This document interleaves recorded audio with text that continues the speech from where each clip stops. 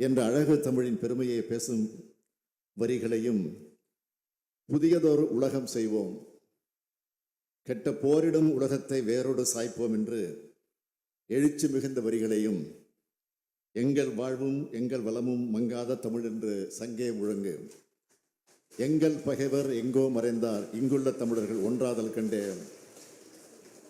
என்னும் போர் பாடலையும், பொங்கு தமிழருக்கு இன்னல் விளைத்தால் சங்காரம் நிசமென்று சங்கே முழங்கு என்ற வெற்றி பாடலையும், தூங்கும் புலியை பறைகொண்டு எழுப்பினோம் தூய தமிழரை தமிழ் கொண்டு எழுப்பினோம் என்ற எழுச்சி முரசு குட்டியும், வாழ்க வாழ்கவே வாழ்க வாழ்கவே வளமார் எமது திராவிட நாடு என்று திராவிட பண்பாடியும் காலத்தினை வென்ற பாடல்களை நமக்கு தந்தவர் பாவேந்தர் புரட்சி கவிஞர் பாரதிதாசன் அவர்கள். தமிழை வளர்த்தல் ஒன்று, சாதியை ஒழித்தல் மற்றொன்று என்று கொள்கை பாதை வகுத்து தந்தவர் புரட்சி கவிஞர் அவர்கள். மொழி உணர்ச்சி, மொழி மானம், மொழி குறித்த பெருமிதம் ஆகியவற்றின் மொத்த வடிவம்தான் புரட்சி கவிஞர். 1929ஆம் ஆண்டே பெரியாரின் சுயமரியாதை இயக்கத்தின் எழுச்சிக்கு அடித்தளம் அமைத்தவை பாவேந்தரின் பாடல்கள்தான். அத்தகைய பாவேந்தரை தமிழ்நாட்டின் வால் மிட்மன் என்று புகழ்ந்து பேசினார் பேரறிஞர் அண்ணா அவர்கள். முத்தமிழறிஞர் தலைவர் கலைஞர் அவர்கள் எங்கே எப்பொழுது பேசினாலும் அதிலே புரட்சி கவிஞரின் பொன்வரிகள் ஒலித்துக் கொண்டே இருக்கும். 1990ஆம் ஆண்டு பாவேந்தரின் படைப்புகளை முத்தமிழறிஞர் தலைவர் கலைஞர் நாட்டுடைமை ஆக்கினார்கள். இன விடுதலை, மொழி விடுதலை, சமூக விடுதலை, பெண் விடுதலை, பழமைவாதம் ஒழிப்பு என்று பாவேந்தர் தன் எழுத்துக்களை திராவிட இனத்திற்கு கொள்கை பட்டயமாக உருவாக்கி தந்தவர். இன்றும் தனது எழுத்து வரிகளால் அவர் வாழ்ந்து கொண்டிருக்கிறார். அவரது வரிகளை மேற்கோள் காட்டி பேசாத பேச்சாளர்கள் இல்லை. அவரது வரிகளை எடுத்தாளாத எழுத்தாளர் இல்லை.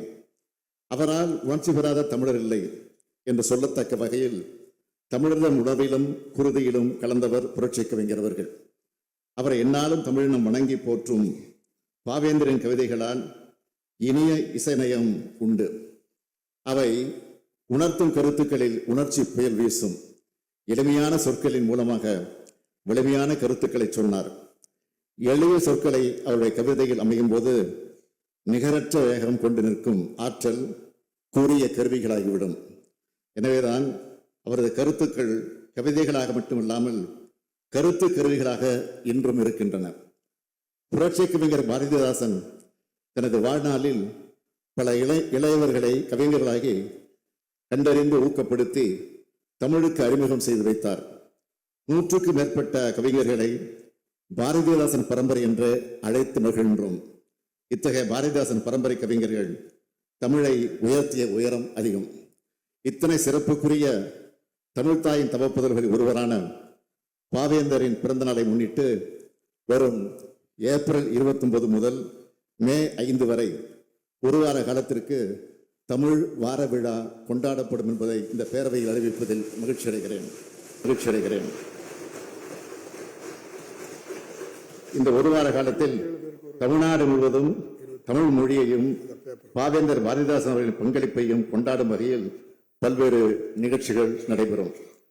கவியரங்கங்கள் மற்ற இலக்கிய கருத்தரங்கங்கள் எல்லாருக்கும் எல்லாம் என்று இருப்பதான இடம் நோக்கி நடக்கின்றது இந்த வையம் என்ற பாவேந்தரின் கவிதை வரிகளை மையப்படுத்தி அனைத்து மாவட்டங்களிலும் கவியரங்கங்கள் மற்றும் கருத்தரங்கங்கள் நடைபெறும்.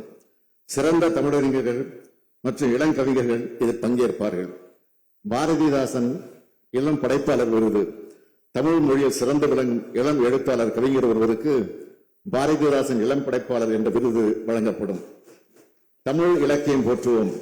புகழ்பெற்ற தமிழ் இலக்கிய படைப்பாளிகளின் படைப்புகளை அடிப்படையாக கொண்டு ஆய்வரங்கங்கள் நடத்தப்படும். பள்ளிகளில் தமிழ் நிகழ்ச்சிகள், மாணவர்களிடையே தமிழ் மொழியின் பெருமையை எடுத்துரைக்க பேச்சு, கட்டுரை, கவிதை போட்டிகள் நடத்தப்பட்டு பரிசுகள் வழங்கப்படும். தமிழ் இசை மற்றும் கலை நிகழ்ச்சிகள், தமிழ் இசை, நடனம் மற்றும் மரபு கலைகளை மையப்படுத்திய கலை நிகழ்ச்சிகள் மாநிலம் முழுவதும் நடைபெறும். இது போன்ற தமிழ் நிகழ்ச்சிகள் மூலமாக பாவேந்தர் பிறந்த நாள் தமிழ் மணக்கும் வாரமாக கொண்டாடப்படும்.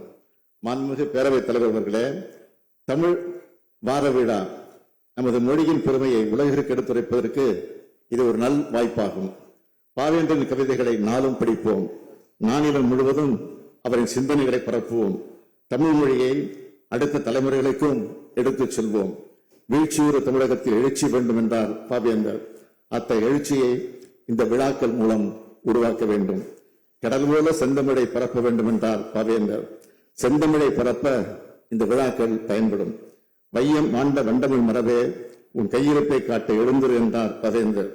தமிழகம் அறிவை செல்வத்தை காட்ட இந்த விழாக்கள் பயன்படும். தமிழை இழகந்தவனை என் தாய் தொடுத்தாலும் விடேன் என்றார் பாவேந்தர். அந்த தமிழ் உணர்ச்சியை மங்காமல் குறையாமல் இந்த அரசு காத்திடும். பாவேந்தரை கொண்டாடும் விழாவில் அனைவரும் திரளாக பங்கேற்று தமிழின் புகழை உயர்த்துவோம் என்று கூறி தமிழ் வாழ்க, தமிழ் ஓங்குக என்று முழங்கி அமர்கிறேன். நன்றி.